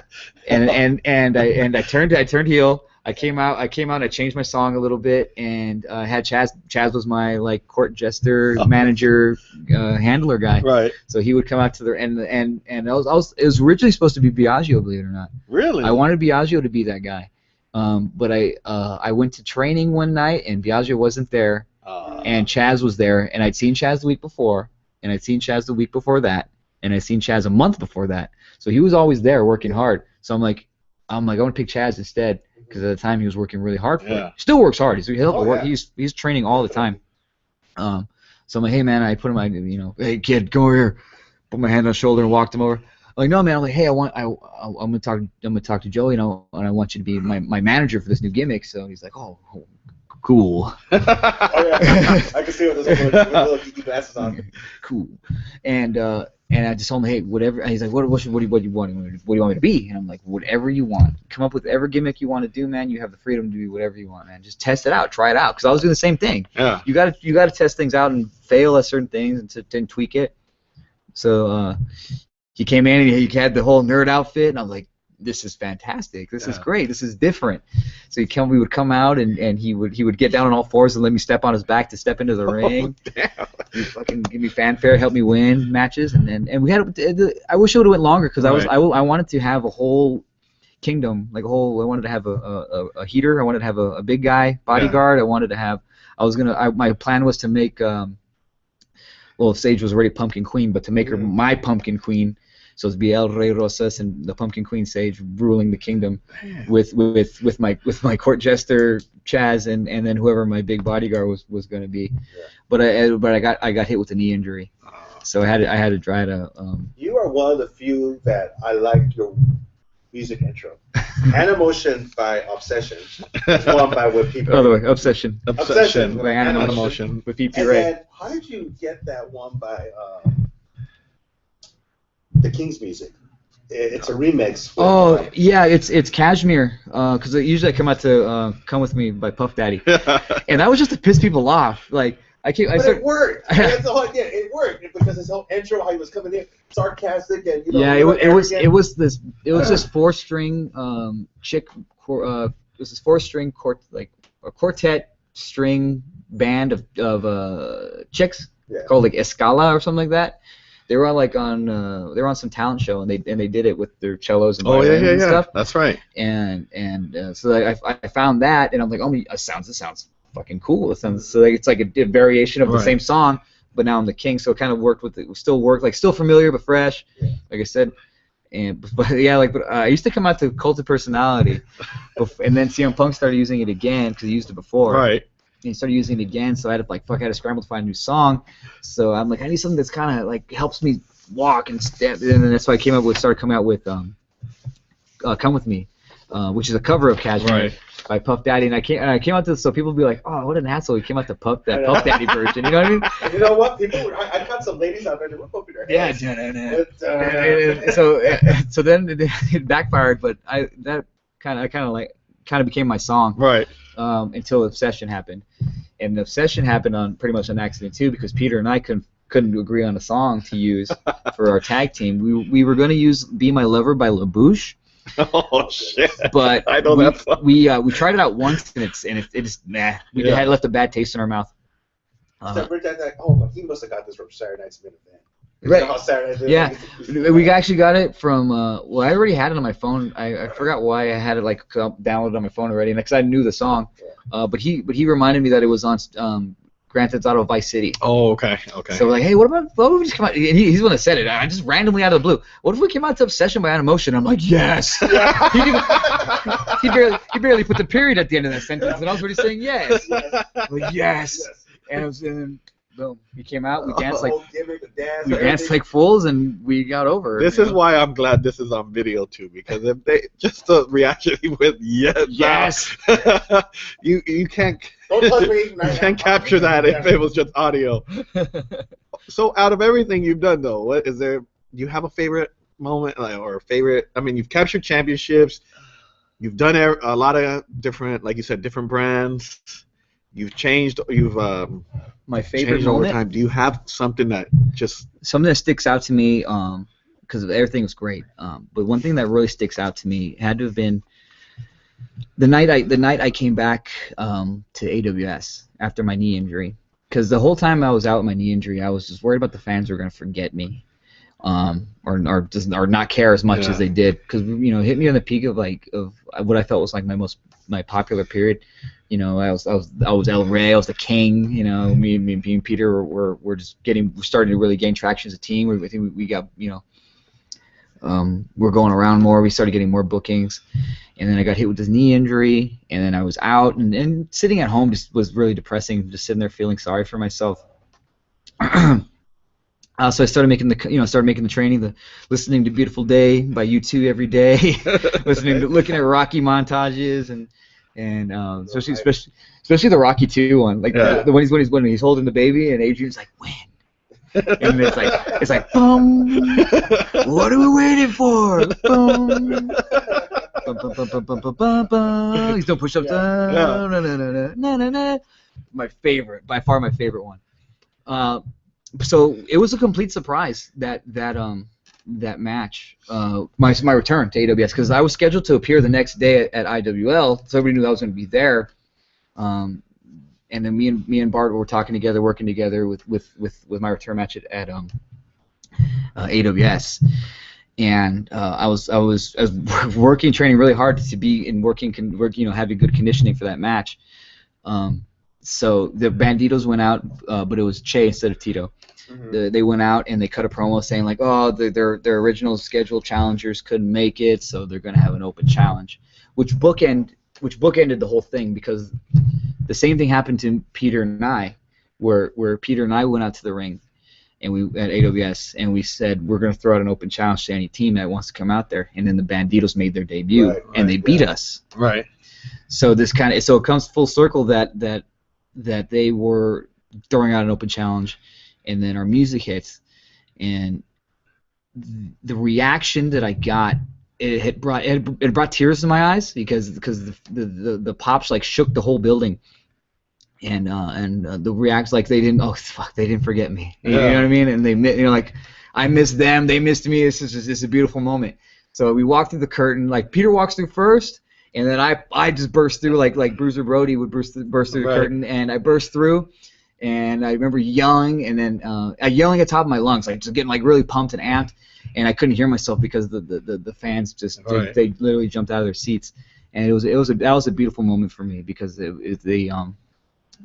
remembered me and they appreciated, like this appreciation was there. Bro, no one's gonna forget about yeah, so they that was probably my favorite moment of wrestling. So I hope when that DVD does come out, I hope that Bart can give me a rough cut or a copy of that one.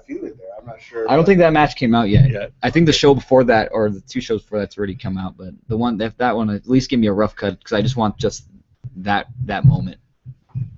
Dang. I'm gonna. All right. I know we've gone a little long, so we're gonna play 2 little games. All right. We went to your Wikipedia page. Oh shit. that could be anything, really. Now we're gonna ask fact or fiction. Okay. Hey, but is it fact to me or is it fact according to that page? That's why. You say if it's true fact, if it's a fact, or if it's a fiction, okay? All right, okay. All right, here we go. So we'll throw a test out. Born June 14th, 1986. Fact. Okay. Now everybody knows my birthday. Well, thank you, Wikipedia. All right, so here we go. Ring name once was El Galán. Yeah. True. In up north in Pro Wrestling Revolution, we all have everybody got a separate gimmick. So like Rico was El Dinamita, and I was El Galán. El Galán. But I lost the name because I grew a beard. Oh. Yeah. All right. Build height is 5'8". Facts. No. I'm 5'7", I guess. Thanks for killing the kayfabe. Debut was April 4th, 2009. Fact. Battle Royal. It was HPW, the final comeback. Oh, okay. Fact or fiction? You're built from Phoenix, Arizona, and San Luis Potosí, Mexico. Oh. Phoenix, I was built from because they didn't want me. When Championship Wrestling Hollywood didn't want anybody else from Los Angeles anymore. So I remember I originally wanted to do like an anti-Latino gimmick, even though I was Latino. Right. So I remember like there was a lot of racism or issues going on with Latinos in Arizona. So I'm like, I'll be from Phoenix. But I never went anywhere. But as for the other place, I don't know. No, never been built there before. Fact or fiction? You were Black Tiger 8. Who put that? Oh, I wish I was. So there is lies that we can Okay, Yeah. so that's fiction. Fiction. I wish, man. All right. I think they're barely back on Black Tiger 4. One of your finishing moves is the Bearded Wizard. True. All Yeah, right. fact. Black Tiger Bomb. No. Isn't that like a cream? Yeah, I think so. One of your signature moves is the Hesitation Dropkick. Oh yeah, true. Fact in the corner. Your nicknames. Uh-oh. All right, so I'll read them all, and you say fact or fiction. All right. The leader of the Groove Nation. Fact.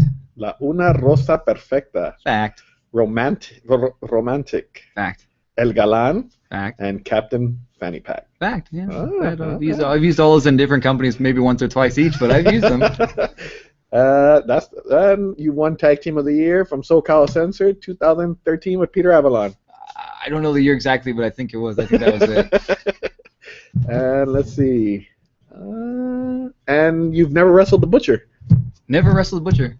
But you know what? I did have the privilege. He did train me a couple of times. Oh. We worked out together. I'm gonna take credit for that. But you know what? He bust my lip a couple of times. On accident, fiction. All right, and now we'll play a little Well, you know game. what? Strike that. You know what? We did have a little match, and it was at a battle royal at the Fit Pit. Wait, is that when you sawed somebody in half? Right. Yeah. What the hell? Yeah, you sawed somebody in half. I don't remember who. It was on Slaughterhouse. It was me and Mike and Sal. And The other guys were talking about it last time. I know Rico was talking about it last time when you pulled the guy out and you sawed him in half. I saw him, which was We need to find that video. The guy who name was GQ Money. There you go. Fit was unique. It was different. Yeah. It was a lot of fun, though. Also, you're part with the Fitbit. I was on a couple shows because we were doing another invasion. Yeah. Santino Bros was involved in a lot of invasions. Oh. Fact or fiction? You're in love with your lovely wife. Oh, that's fact. Super fact. See, we brought a smile. I got. You have your ring? Oh, you just killed. You know what? That's it. lost my ring. You're out of the ring club. All right, we're gonna play a little game and then we'll wrap up real quick. All right, let's do it. All right, I'm gonna name you a stable since H.A.T.E is the hot stable right now. Oh, they like to think it is. Well, yeah. I'm gonna name you a stable and you have to try to name the original members of that stable. Okay. All right, so I was gonna have some music, but damn phone thing, so I was supposed to go doo-doo-doo. All right, here we go. The Four Horsemen, the original members. Okay, it was Gene. No, Gene. It was Arnon Ole Anderson, Uh-huh. Tully Blanchard, Ric Flair, and J.J. Dillon. Very good. Bing! The original NWO. Was Hogan, Nash, and Hall. Very good. All right. Bing! Some people throw X-Pac and or Six-Pac and Bischoff. Yeah. He wasn't in the original. Well, I think like the fourth one was like DiBiase. DiBiase. Yeah, DiBiase. I think DiBiase actually was Was for. supposed to be the Bischoff of the group, and then Bischoff just decided to throw himself in there. Well, they brought DiBiase in because he was the bankroll. He was the one paying for their time and stuff. But anyway, The original. This one's a tricky question. DX. D-Generation X. oh, it was China, Uh-huh. Shawn Michaels, Triple H, and Rick Rude. Damn, very good. Yeah. Ding! The original BWO, the Blue World Order. All right, it was the Blue Guy, Big Stevie Cool, and Hollywood Nova. Damn, ding! Look at that. Jeez. All right, this one's even tougher. This one's probably gonna get me. This one might get you, but I think you're gonna get it right. If you give that question, then This one is such a tricky one because we couldn't even list all of them. The original Latino World Order. It's Eddie Guerrero, Hector Garza, and Damien 666. that's awesome. All right. All right. The original Oddities. There's only Oddities. That's not fair. All right. It's Golga, Yeah. Kurgan, Yes. Luna, Yeah. and then his ICP, Shaggy Two Dope, and You're missing two. This earthquake. You're missing two names. Can't remember that one. You might got me. You're missing two names. You're missing the Jackal was the original the leader, Jackal. and the Giant Silva. Ah, shit. Yeah. You got me. There goes the streak. The streak is over. The streak is over. Yeah, that's for a bonus. For Freebirds. It's for P.S. Michael Hayes, Terry Gordy, Bam Bam, and there was the one that didn't need to be there. Oh my God. The original. Michael Hayes, Bam Bam, and They're just going in, and they're going in the Hall of Fame, and I can't remember the third one. oh my God. People never remember the third one anyway. I'm probably just pissing so many people off. Yeah. We need our encyclopedia. PSAs, Terry Gordy, and God, who is the other one? shit. Tell me. Oh, you got me. What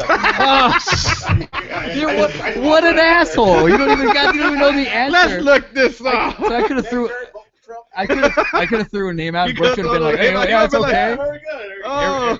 Everybody else would have been like, "No, he's wrong. Who the fuck is that?" Oh my God, we better get our butcher your fire.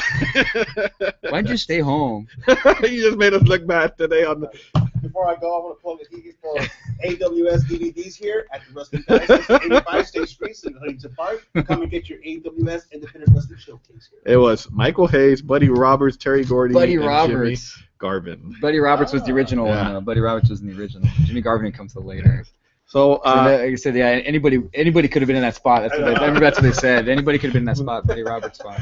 you want to tell everybody where to find you? You know, the podcast. Oh yeah, and so everything. let me do my plugs here. Yes. All right, check me out on Twitter at Ray Rosas. You can go to rayrosas.com, but you won't find anything there. Not yet, anyway. Use the hashtag Rosas Report. That's where If the you wife want- comes in to and- take over. Yeah, you gotta take care of that stuff. Check me out every Wednesday afternoon-ish, the Rosas Report on Spreaker. I put the links up on YouTube and Twitter and my Facebook. What else we got? If you want to send me some fan mail or send me some hate mail. I'm just going to say hate mail for now on just because we're hate. It's Ray Rosas at writeme.com. It's Ray Rosas at WRITEME.com. If you want to book me for your appearances on podcasts, wrestling shows, it's Ray Rosas at worker.com because I'm a worker, brother. Mm-hmm. What other plugs do I have? I think that's pretty much it. Oh, make sure to come out to the Underground Auditorium this Saturday for UEW and Hate's Malicious Intent. It's going to be 926 Clela Avenue, Los Angeles. The doors open at 6:30. Here's a picture of the flyer right here. Front row is $20. General admission is $15. But UEW, I just ripped it in half for the people that can't see it. Going down. Damn. Oh, hate. shit. Hate. Damn. Hate. No. Hate. I want to thank you very much for coming on board. No, thank you for having me. Thank you for, dealing with Butcher for the last 15 minutes. I know. Even though he just showed up at the end, it seems so long. Oh my goodness.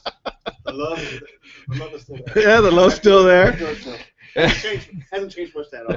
Congratulations again. Yeah. Oh, my nuptials. Thank you. Yes, congratulations again. And remember, guys, I'm gonna do a Stone Cold podcast thing. Oh. I want to give shout out to JR's barbecue sauce. Oh. We come over here to the store. A little Pick bit up of some slobber knocker Yeah, sauce. and also don't forget this Friday, Oh, you got any the 11th of March, we have Victoria and Mr. Spectacular.